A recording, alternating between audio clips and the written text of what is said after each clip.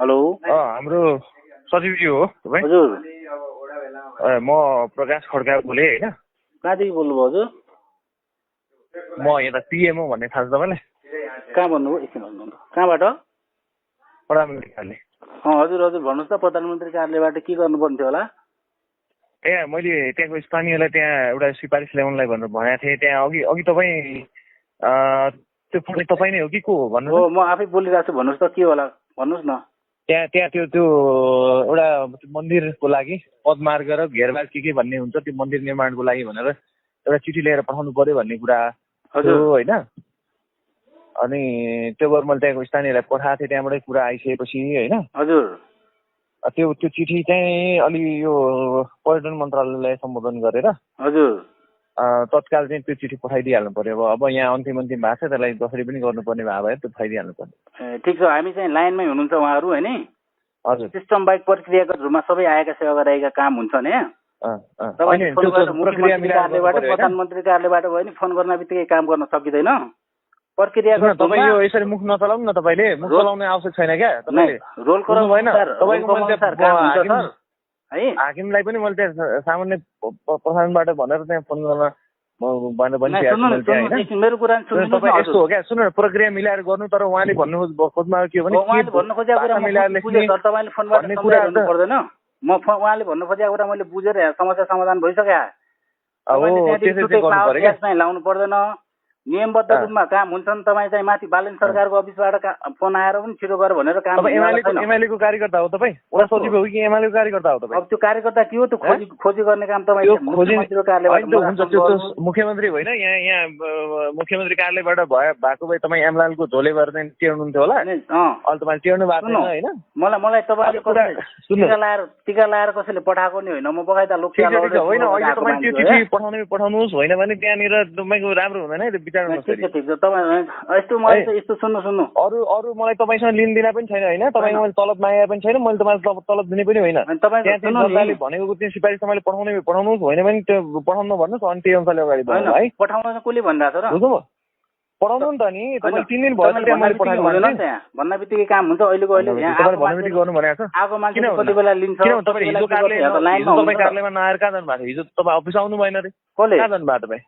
हिजो त तपाईँ अफिस आउनु मेरो यहाँ सुन्नु, फोनबाट स्पष्टीकरण लिनलाई तपाईँ को म चिन्दैन। यहाँ आउनुहोस् पहिला अफिस। होइन ठिक छ पहिलेलाई चिठी पठाउनुहोस्। बाँकी अरू त्यहाँ हिसाब किताब पछि गरौँला है। तपाईँसँग मैले बहस गर्नुपर्ने आवश्यक छैन। म कहाँ गएको? तपाईँसँग मैले बहस गर्न आवश्यक छैन।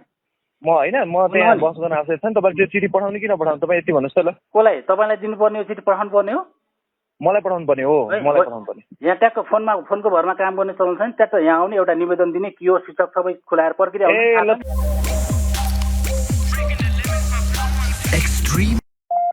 हेलो हजुरको नाम के भन्नुभयो? शुभ नाम? नाम मेरो प्रकाश खड्का हो। के चाहियो हजुर भन्नुहोस् त? प्रकाश खड्का है हो। तपाईँ चिठी पठाउने कि नपठाउने भन्नुहोस् त? सुन्नु, चिठी चाहिँ बन्छ। अब चाहिँ यसो चाहिँ तपाईँले बोलेका अघि देखा सबै शब्द छ नि। यदि अब यो मसँग चाहिँ अफिस टाइममा बोलेको कुरासँग फेस गर्न रेडी भएर बस्नु होला। मुख्यमन्त्रीको कार्यालय भयो, सामान्य नागरिकको हिसाबले पनि तपाईँले चाहिँ आफ्नो नागरिकले आफ्नो ठाउँमा यो बनाउनु पर्छ भनेर भन्दैछ। तपाईँले चिठी दिनु पर्दै पर्दैन? यहाँ मान्छे चिठी दिनु पर्दै पर्दैन?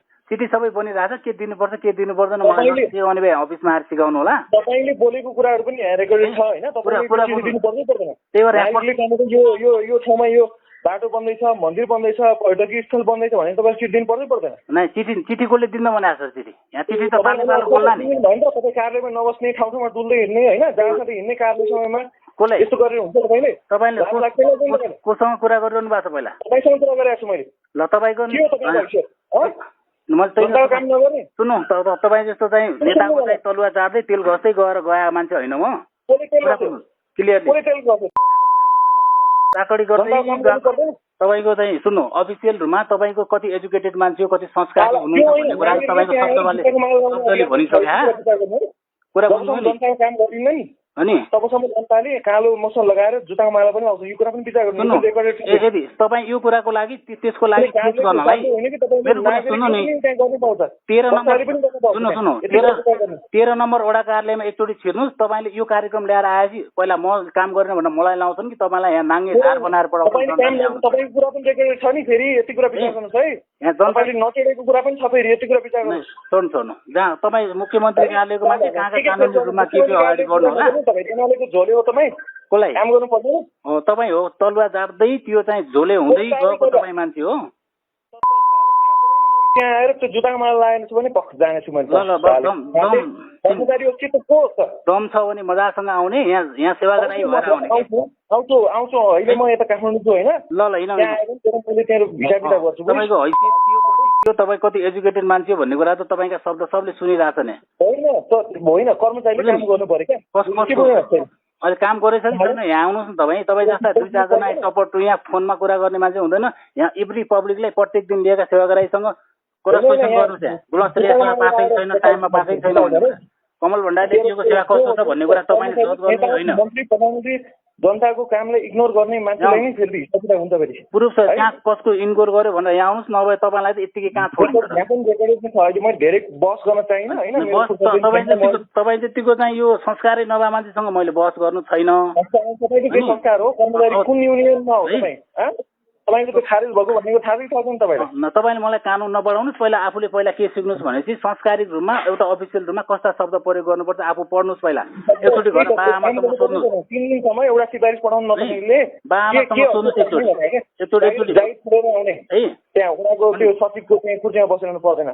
तपाईँहरू जस्तो हामी चाहिँ हेरेर बसेको नेताहरूको हात जोड्दै पाउ जोड्दै गएर यस्तो चाहिँ गएको मान्छे होइन। हामी आन्दोलनबाट लडेर ज्यानको बाजी लगाएर आएको मान्छे हो। थाहा छ को भन्ने मान्छे फेस गरौँला। आजदेखि फर्स्ट इन्टरेक्सन भएको छ।